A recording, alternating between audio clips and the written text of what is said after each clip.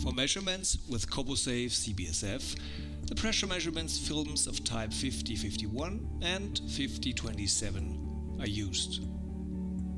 The CoboSafe-TEK hub is used to convert the communication protocol of the CoboSafe-TEK handle to USB.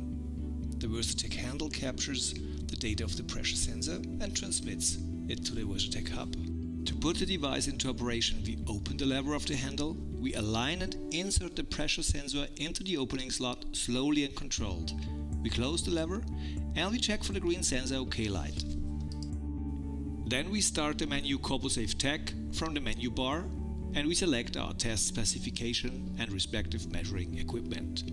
We set the parameters and select the appropriate pressure measuring film. Then we perform the sensor test by stroking. The functionality is indicated by green bars. To finally perform the measurement, we configure the measurement setup according to the respective standard. Then we place the measuring surface of the pressure sensor on the compression element and we finally perform the measurement. The measurement has now been created. The force is displayed as blue measurement curve.